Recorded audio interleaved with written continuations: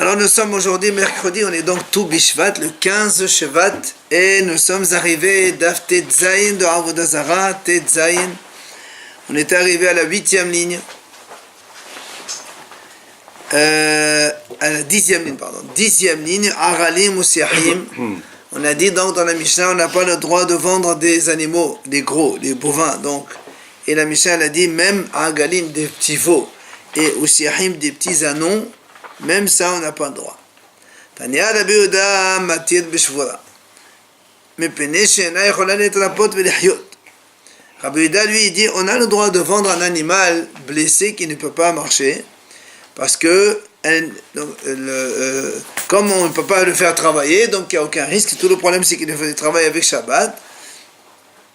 Et en plus, Rabbi Yehuda dit, ena yochola letrapot v'lehyot. Un animal, quand il se blesse, il ne peut pas guérir.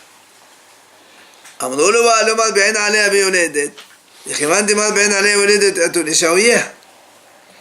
Haramim ont dit, d'accord, ils ne vont pas travailler avec, mais peut-être que les goïms peuvent faire des relations avec cet animal.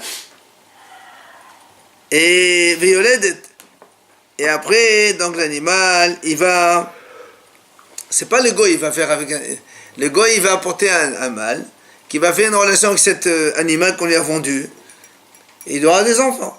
Alors donc si tu permets, si on voit que le goy, on lui vend un animal blessé, et qu'il peut le garder, demain tu vas risquer de lui vendre un animal non blessé. C'est tout le risque, c'est que peut-être que. Alors lui il dit, donc c'est pour ça qu'il m'a dit, à tous les shaouya, ils vont la laisser, ils vont se la conserver. Et donc on va le voir et on va se tromper. Amal, elle c'était l'aide. Rabbi Yehuda, il leur a dit, quand elle enfantera, ça veut dire, lui, il entend que un animal qui est blessé comme ça, il ne devient pas enceinte parce qu'il ne supporte pas qu'on ait une relation avec lui. C'est pour ça qu'il n'y a pas de risque ici. Le goy ne va pas garder cet animal, il va donc faire la sheta et c'est terminé. Après, on a dit dans la Mishnah, ben betera matir bassous. Il permet de vendre un cheval, ben betera, parce que le cheval n'est pas fait pour pour travailler, mais plutôt pour être chevauché, c'est-à-dire les gens ils montent dessus. Et comme donc noset atzmo, il n'y a pas d'interdiction de la Torah, même si on monte dessus Shabbat. Donc ça va bien, on ne peut pas vendre des bêtes à des goïms. On va voir comment. Ça dépend des chevaux, là. Il y a des chevaux de près, des chevaux de... Mais en général, les chevaux ils ne sont pas faits pour travailler, c'est ce qu'il dit. Alors, Tania, la Gemara ramène ici la braïta. Justement, Ben Betera Matir Bassos, pourquoi il autorise de vendre un cheval? Mais Pene Shehu Ose Bo Melacha She'en Hayavin Alea Hatat. Comme on vient de dire maintenant, le travail qu'on fait avec un cheval, c'est pas un travail qui est passible de Hatat, parce que justement, le fait de monter sur un cheval, c'est uniquement l'interdiction de Hachamim, mais pas de la Torah. Mais la Gemara a dit, Velabi Osed Me Pene Shene Dvarim. Mais Rabbi, il interdit de vendre un cheval. Pour deux raisons. C'est quoi les deux raisons? La première raison, parce que le cheval, on peut l'utiliser comme une arme. Donc, il va pouvoir donc prendre ce cheval et aller. Rachid dit, enfin, on va voir tout à l'heure après. Juste après, moi, elle explique de suite. Et la deuxième raison,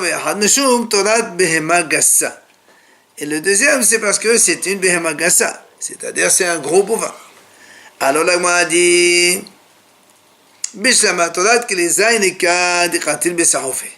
tu m'as dit la raison pour laquelle on n'a pas le droit de vendre un cheval parce qu'il peut tuer, c'est vrai. On peut apprendre à un cheval, et dire Rachid, par exemple, quand on se bat en guerre, le cheval, il tue ceux qui tombent dans la guerre. Il les achève, quoi. Donc, et ça, comme le gars, il utilise un cheval comme ça, donc c'est pour ça qu'on n'a pas le droit de le vendre. Ça, c'est Rabbi qui dit comme ça. Mais la Gemara a dit, Ella Torat Behema Gassa. Mahi. C'est-à-dire quoi, Torat Behema Gassa? C'est quoi la raison? Amar Rabbi Yohanan, l'Chiyazkin, Mathino Balechaim Beshabbat. Rabbi Yohanan dit, tu sais pourquoi la raison? C'est parce que quand le cheval vieillit, et que donc on ne le chevauche plus, il va l'utiliser pour tourner la meule Shabbat, et donc tu vois bien qu'il va le faire travailler Shabbat. Alors c'est assourd à cause de ça. Amar Rabbi Yohanan, Alacha Keben Betera. Rabbi Hanan dit, la halakha est comme ben betera, c'est-à-dire on a le droit de vendre un cheval. Eh bien, la Gemara vient poser une question. Shod shel patam, c'est-à-dire un taureau, un patam, c'est qu'on engraisse, il devient gros pour avoir de la viande. Est-ce qu'on peut le vendre à un goy? Tout le risque, c'est quoi? Nous, on a dit qu'il va le faire travailler Shabbat. Or, quand il engraisse un taureau, il n'est pas fait pour travailler. Quand il devient tellement gros, il ne travaille plus. Est-ce que j'ai le droit de le vendre alors? La Gemara dit,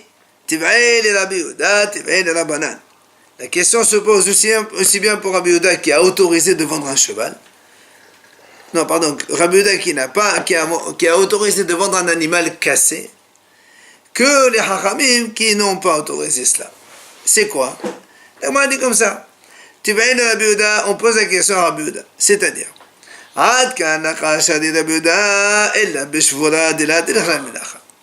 on m'a dit, Rabbi Yehuda, quand est-ce qu'il a autorisé?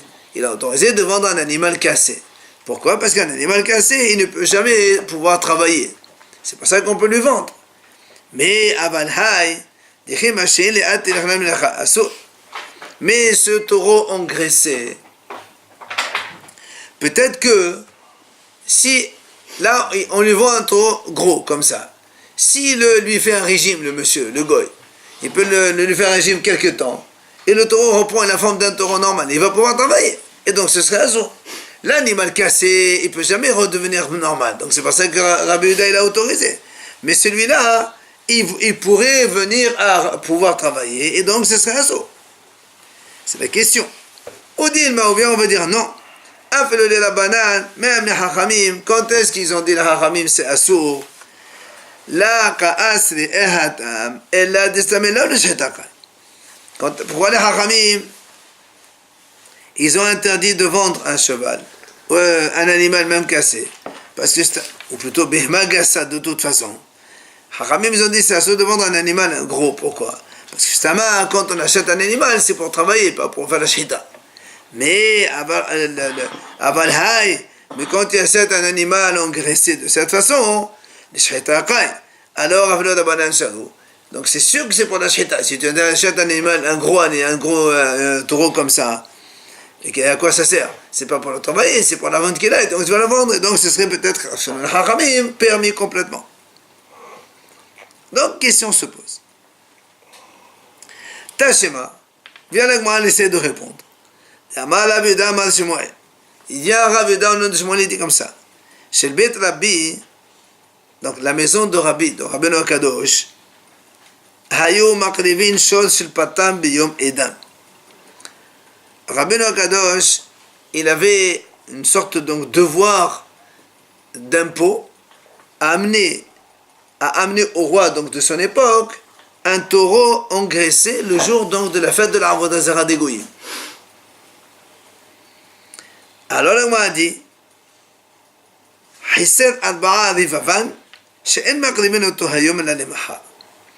il a payé 4 fois 10 000 donc, pièces de l'époque, il a soudoyé aux serviteurs du roi, pour ne pas qu'il fasse la shchita le jour même. Comme ça, au moins, ça ne s'appelle pas, il a donné un korban au roi qui vont faire la Avodah Zarah, le jour même la Avodah Zarah. Et la Gemara continue. Il aura payé encore 4 fois 10 000 pièces pour ne pas qu'il l'amène vivant devant la Avodah Zarah, mais qu'il lui fasse d'abord la shchita, après il l'amène. Comme ça amoindrit la faute. Il a encore payé une fois 4 fois 10 000 pour qu'il l'amène même pas devant la Avodah Zarah. Donc il soudoie les serviteurs du roi pour ne pas qu'ils amènent ce taureau engraissé devant la Avodah Zarah. Viens la Gemara dit, Maïtama, quelle est la raison? Là, Mishum, c'est-à-dire pourquoi on a dit pourquoi Rabbeinu HaKadosh au début on a dit il aura payé 4 fois 10 000 pour ne pas qu'il amène vivant mais égorgé. Quelle est la raison? N'est-ce pas là Mishum Dilma Teleshaouye? C'est peut-être. Quelle est la raison? Parce qu'on craint qu'ils vont le laisser encore. s'il la laisse vivant, ils vont le laisser encore. Et s'ils le laissent encore, alors les gens ils vont croire que on a le droit de vendre à un goy un animal qui travaille.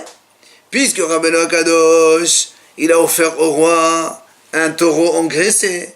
Les gens, ils ne peuvent pas dire c'est un taureau engraissé qui ne travaille pas, etc., etc. Ils vont croire qu'on a le droit de vendre, puisque le roi aussi, s'il le laisse vivant, il va le laisser maigrir un peu. Après, il va le faire travailler. Les gens vont croire qu'on peut le faire. Donc, là, on me donc tu vois bien que cette raison de laisser le taureau maigrir et le travailler avec, c'est une raison valable. Et donc, on interdirait chez nous de vendre le taureau engraissé. Alors, viens avec moi, le repos, c'est les dit, mais non, merci si tu dis que c'est ça. Alors, pourquoi il leur a dit ne pas le faire aujourd'hui, mais demain? Qu'est-ce que ça change aujourd'hui, demain? Si tu dis pour le faire maigrir, c'est pas ça la raison. Et là, Rabbi Makam Tabaï. Il dit en vérité, Rabbi, ce qu'il voulait, c'est enlever complètement cette taxe que le roi lui fait, d'amener un taureau engraissé le jour de la Avodah Zarah. Seulement, ça va, il y a porta. Il a dit, Rabbi, si je leur dis d'un coup, je n'amène pas, ils ne vont pas accepter. Alors qu'est-ce qu'il a fait? Doucement. Une fois, il leur a dit, vous ne l'amenez pas le jour même. Après, il leur a dit, vous l'amenez égorgé. Après, il leur a dit, vous ne l'amenez pas du tout. Et doucement, ils ont accepté. Ah, c'était pas la même fois? Alors, je ne sais pas si c'est la même fois ou si c'est dans le temps. Certainement, c'est dans le temps. Ça ne peut pas être la même fois. Cette obligation imposée quand il était obligé de l'amener. Est-ce que toute cette méthode de payer, ne pas payer, retardait alors qu'il était béonès? Et alors, ça lui donnait le droit de le honnête, on n'a pas le droit, même pour la Avodah Zarah, on n'a pas dans la Avodah Zarah, il n'y a pas de Oui, honnête. mais puis quoi nefesh? C'est pas de droit nefesh.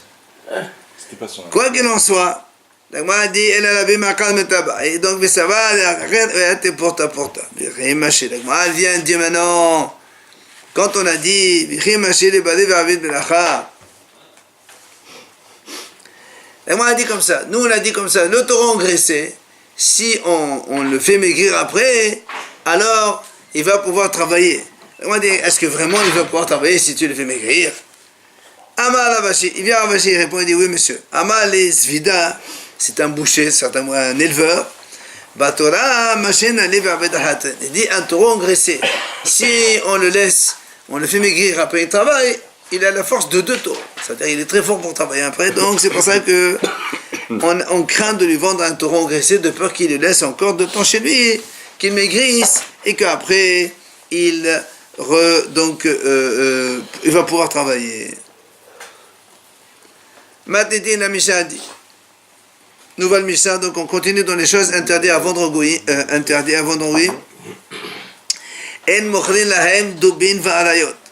V'chol davar sheyesh bo nezak lerabbin. On n'a pas le droit de vendre à des goïms ni des ours, ni des lions, et ni toute chose qui peut causer du dommage au public. On ne vend pas aux goïms, donc toute chose qui peut endommager les gens. On va voir. Deuxième idée, la Mishnah dit, En bonim aimahen basilki gardom estadia uvima. On n'a pas le droit de construire avec les goïms.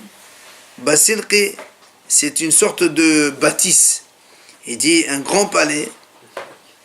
Pour un grand palais, c'est là-bas où ils mettaient les gens mis à mort.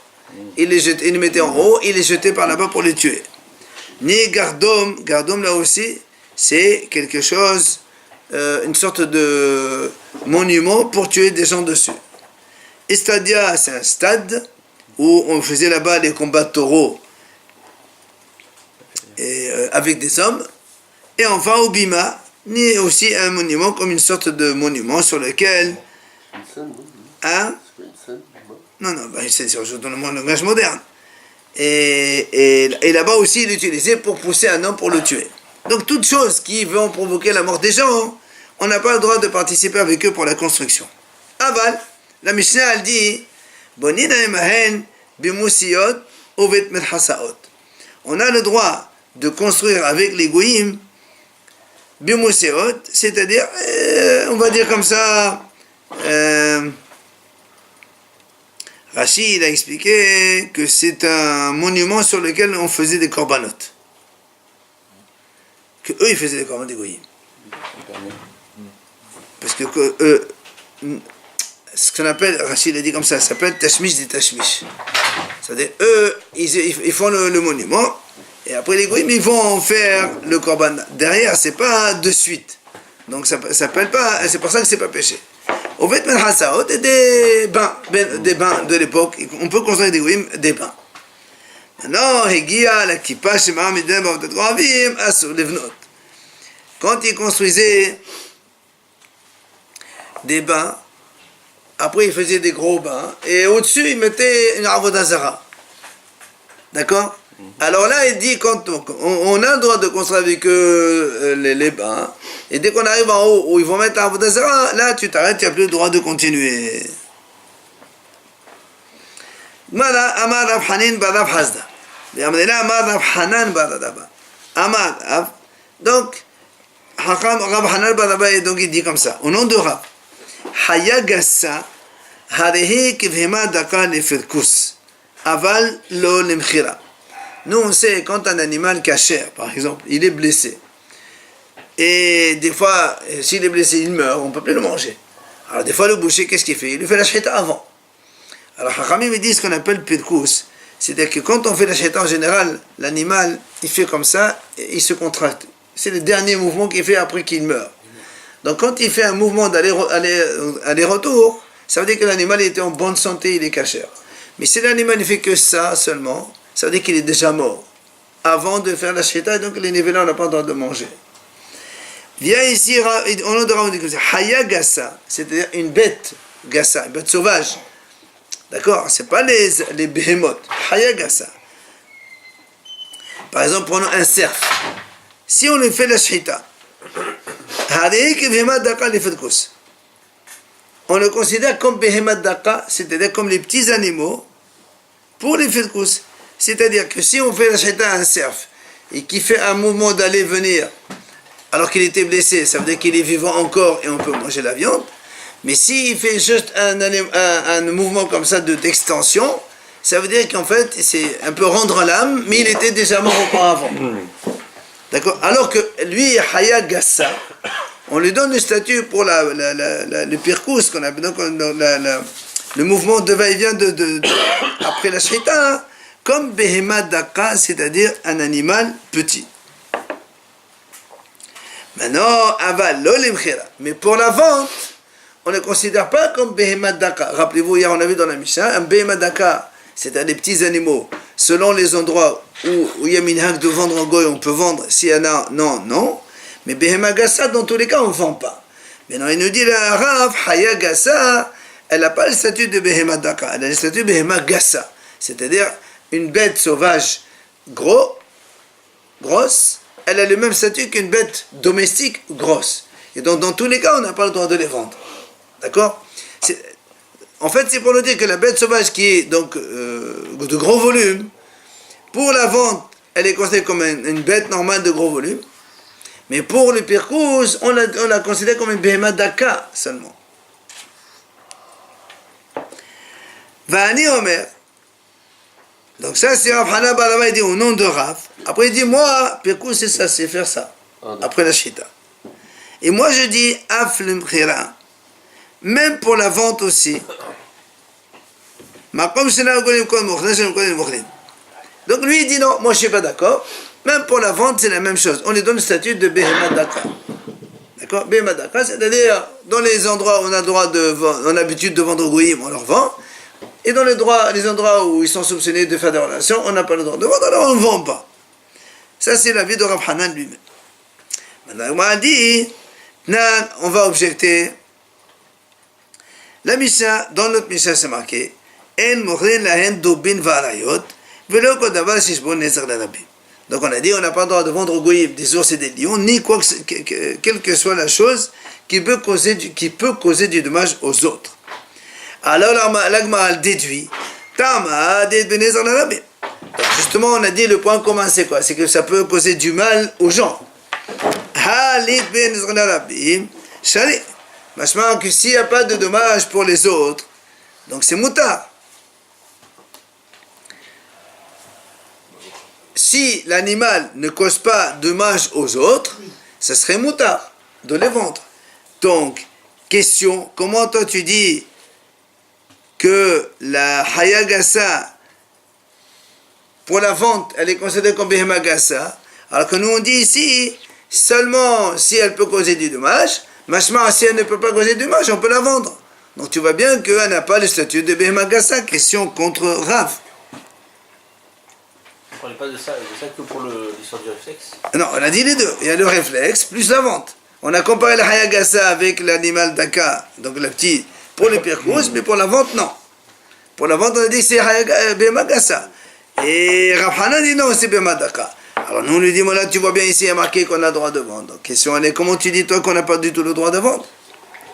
C'est qu'une histoire de relation, la base, non? C'est une histoire de vente. Ah non, au début, c'était le travail. Amar Rabba Bar Ola. Il vient Rabba Bar Ola, il répond, il dit, non. Be'ari Shavour. La Mishnah qui a dit, on n'a pas le droit de vendre des lions, parce que c'est un lion qui est cassé, c'est blessé, il ne peut pas travailler. C'est pour ça qu'on a le droit, on a le droit, Le lion, le voit pas travailler. C'est ce qu'il va dire après. C'est ça, travailler, oui. Quoi, il travaille. S'il vous plaît. Donc, comment ça se fait que... Donc, là, Rabba va les répondre, donc, bah, des Shavuot. C'est-à-dire, donc, normalement, comme on a dit, nous, Hayagasa, elle est comme Behemagasa. La Hayagasa, elle est comme Behemagasa, pour la vente, on n'a pas le droit de la vendre. Et pourquoi alors la Mishnah dit, on n'a pas le droit de vendre des ours parce que ça fait des dommages. Machement que s'il n'y a pas de dommages, on peut vendre. Il dit non, là-bas, c'est un lion qui est blessé, il ne peut pas travailler. Va les bas de Rabbi Yehuda, mais seulement selon Rabbi Yehuda, parce que nous, dans la Mishnah, on a dit cassé ou pas cassé, on n'a pas le droit de vendre. Il n'y a que Rabbi Yehuda, il a dit quand c'est cassé, on peut vendre. Et Ravashi dit, Amar Stam Ali Shavudhu. Ravashi lui dit, on n'a même pas besoin de dire que le lion était blessé. Un lion, par définition, c'est pas, voilà, ça ne travaille pas. Donc, il est considéré comme blessé par rapport au travail. Alors, vient le Gemara dit, mais TV, on objecte. Il y a marqué, de la même façon qu'on ne vend pas un behema gassa, donc un animal domestique, donc des bovins, les gros, car on n'a pas le droit de vendre non plus haya gassa, la bête sauvage qui est donc grosse.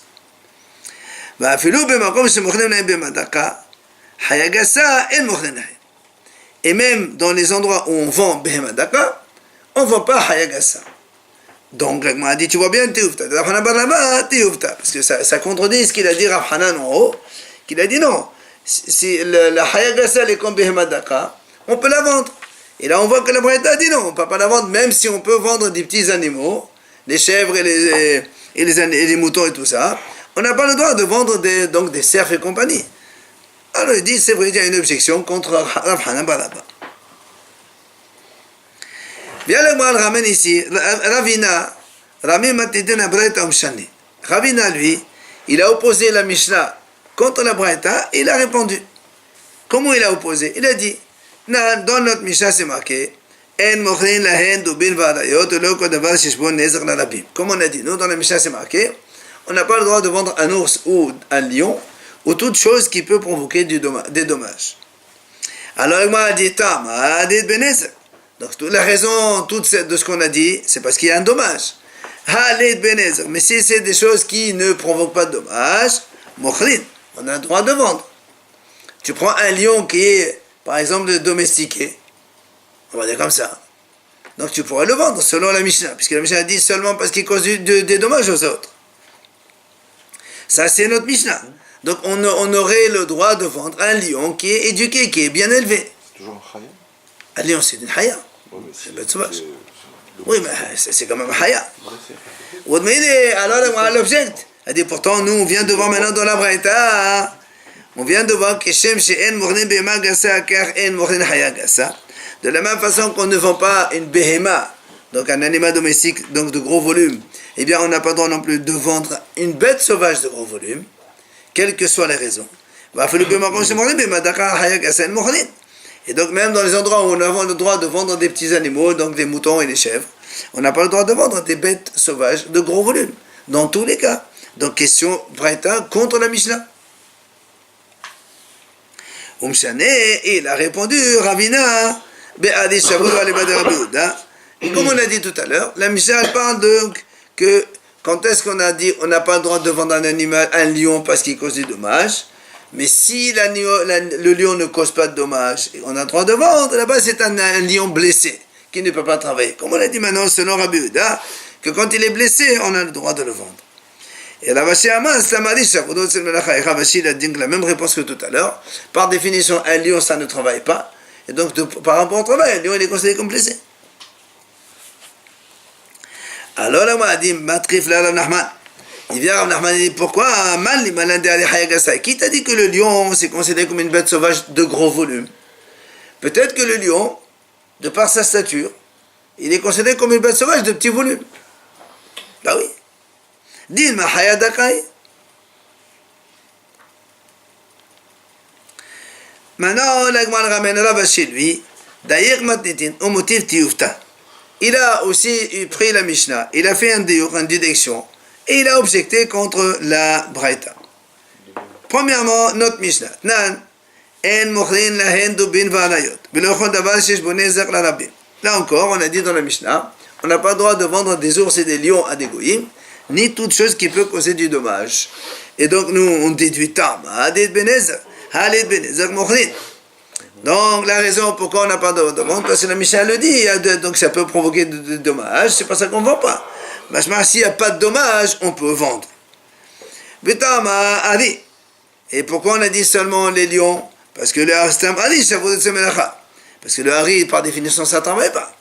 Aval Mede Ahne la David Melacha, là. Mais autre chose qui pourrait travailler, alors tu n'aurais pas le droit de vendre. Tiyufta de Rav Hanan Badava, Tiyufta. Donc c'est l'objection comme Rav Hanan, parce que Rav Hanan dit que Hayagasa, on peut la vendre.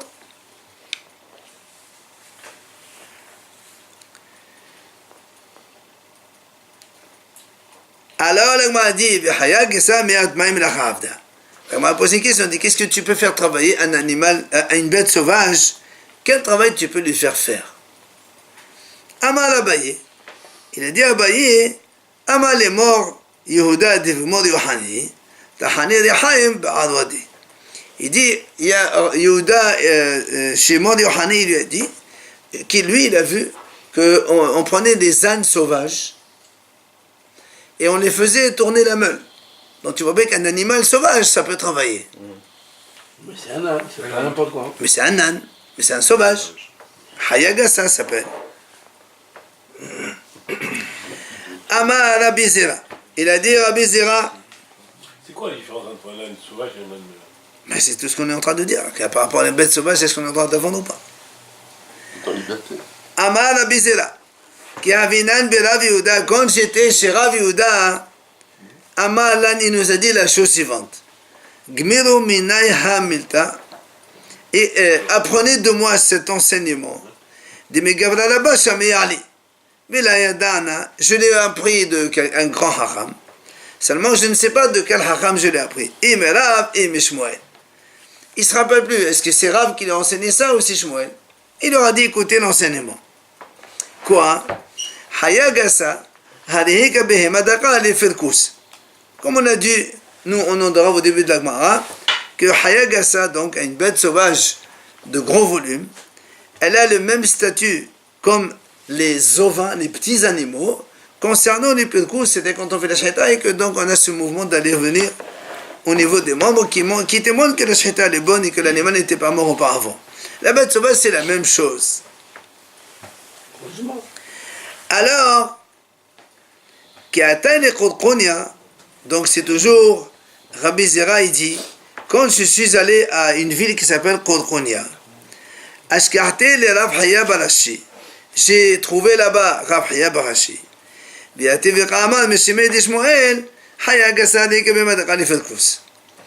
dit donc ce même enseignement, et lui il a dit au nom de Shmuel.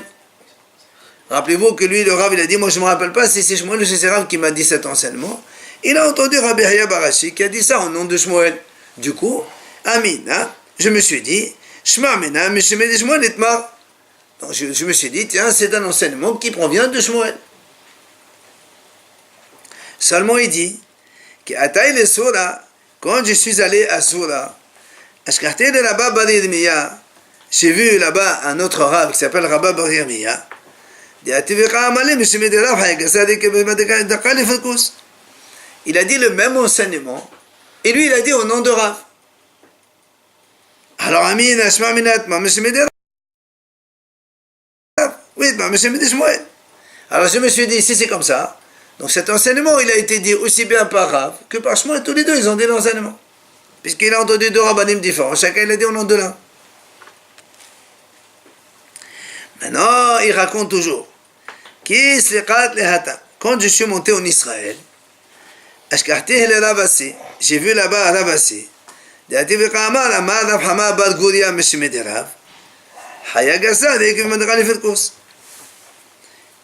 J'ai entendu là-bas Rav Hama Bar Goria qui a dit, donc au nom de Rav, cet enseignement comme quoi la bête sauvage elle est comme un petit animal pour les Pirkous. Alors Amril, je lui ai dit, comment toi Rav Hama Bar Goria tu dis directement au nom de Rav?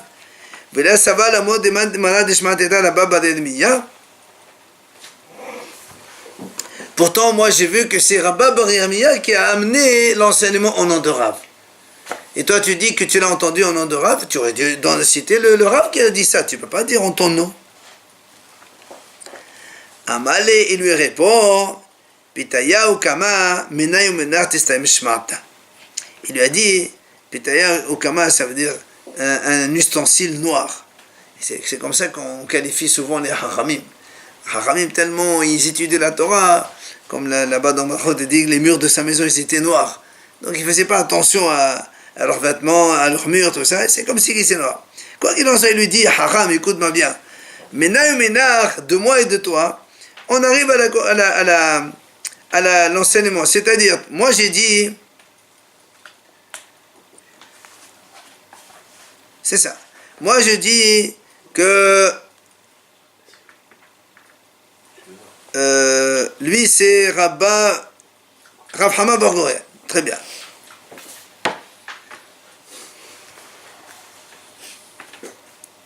Lui il a dit, moi j'ai dit au nom de Rav. Et toi, tu as entendu Rabba Bar Yirmiya qui a dit au nom de Rav. En fait, lui, il a entendu au nom à moi et au nom de Rav. En fait, il y a 3 rabbanim. Il faut juste déplacer, c'est tout. Etman Nabi. Et l'Agma a dit Amar Rabbi Zera, Amar Rabbi Amar Rabba Bar Yirmiya, Amar Rav Hama Bar Goria, Amar Rav. Tu vois, donc là, on a ici la liste carrément. C'est Ravassi, au nom de Rabba Bar Yirmiya, qui lui-même a dit au nom de Rav Hama Bar Goria, qui lui-même a dit au nom de Rav, l'enseignement, Hayagasade, qui veut m'attaquer les Filkous. On est en train de dire maintenant qu'une bête sauvage de gros volume, elle a le même statut qu'un petit vin pour le Filkous, c'est-à-dire le mouvement de va-vient après la Shita, qui témoigne qu'elle est valable. Après on a dit dans la Mishnah, on n'a pas le droit de construire, on a dit donc Basilki, c'est-à-dire de grosses bâtisses de laquelle les goïms ils jettent les condamnés à mort. On n'a pas le droit de construire avec les goïms cela. Amar Rabba Bar Barhana, Amar Rabbi Yohanan, il a dit Rabba Bar Barhana au nom de Rabbi Yohanan. Shelosha Basil Kaot Hen. Il y a 3 types de grosses bâtisses, on va dire comme ça. Shel Malcheov de Kochavim, Beshel Melchatzaot, Beshel Otzarot. Il y a un, c'est donc les bâtisses des rois Goy. Le deuxième, c'est celui des bains. Quand on construit des bains, on fait une grosse bâtisse aussi. Et le troisième, c'est l'Otsarot. Otsarot, c'est-à-dire pour les dépôts du roi, des trésors, on va dire comme ça. Donc il y a 3 bâtisses différentes. Et Amar Rava, il dit comme ça. Shnaim leheter ve'ahad le'esor. Donc parmi ces 3-là, il y a 2 qui sont permis et un qui est interdit. Alors évidemment, la Gemara dit comment on va savoir. C'est très facile. Mais c'est mal. Les Esor malchehem bezekim. Il y a marqué Esor. La traduction, c'est attacher le roi avec des chaînes. Mais comme il y a marqué Assour, il y a marqué Malachim. Tout ce qui concerne le roi, c'est Assour. Et tout ce qui n'est pas roi, c'est Moutar. Or, ici, on a vu les rois d'Avodah Zara et les trésors du roi. Donc, ces 2-là, c'est Assour. Par contre, les bains, c'est motard. Mais il y a une autre version qui dit non. Rabba dit toutes ces trois bâtisses qu'on a dit, c'est motard de construire avec les goyim. Alors le a dit comment tu dis ça?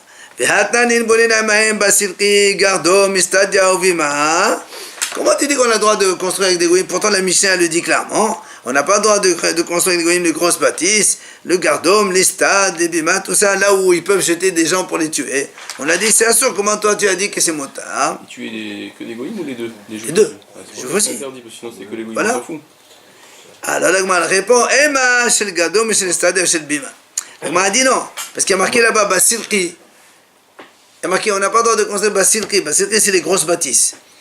Alors tu vois, il y a marqué que c'est assaut. Il a dit non, il faut lier Basilki de gardome, Basilki des stadia ou Basilki des bima. C'est-à-dire les grosses bâtisses de gardome ou des stades ou des bima, ceux-là on n'a pas le droit. Mais les basiliques des rois simplement ou des bains, c'est motard de les faire. Les grosses bâtisses, ceux-là on a le droit de les faire.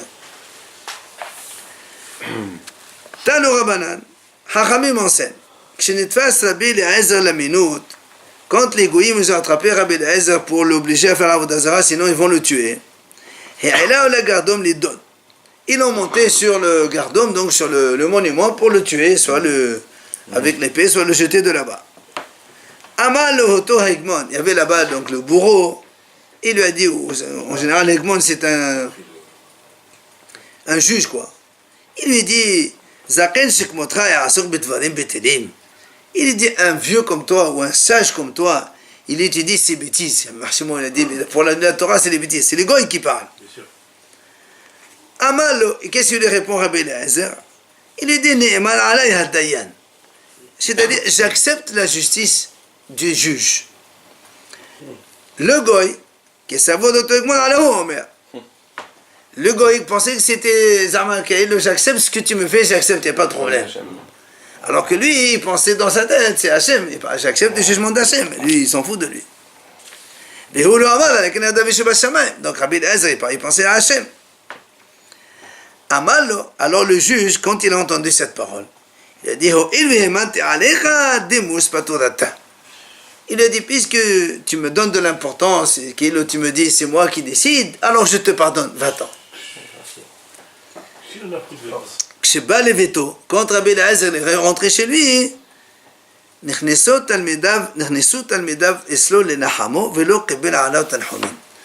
sont venus, ses élèves, pour le consoler, parce qu'il était vraiment en deuil d'avoir pu sauver sa vie en donnant l'impression au juge Goy que c'est lui qui lui sauve la vie.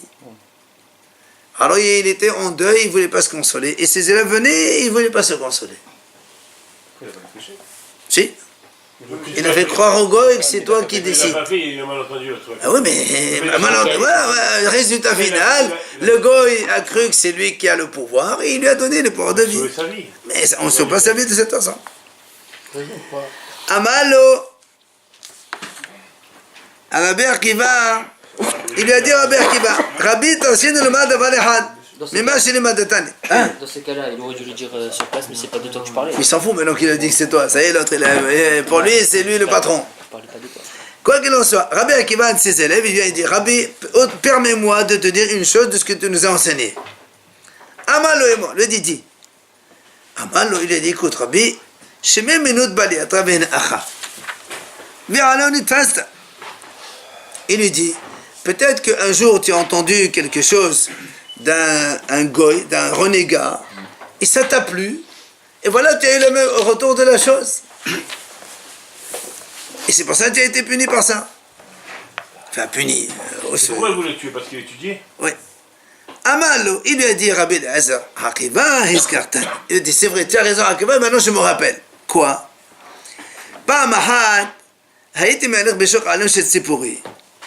Une fois, je marchais dans le choc de le marché de Tzipori. J'ai trouvé un monsieur.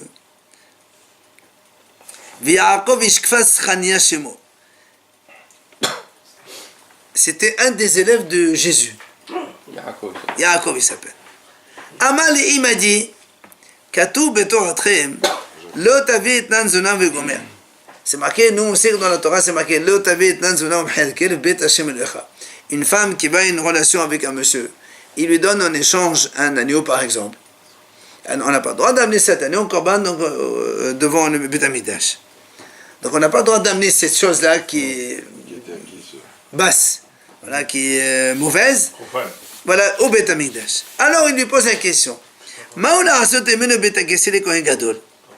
Est-ce qu'on peut prendre ça pour construire avec les toilettes du Kohen Gadol dans le Beth Amikdash? Oui.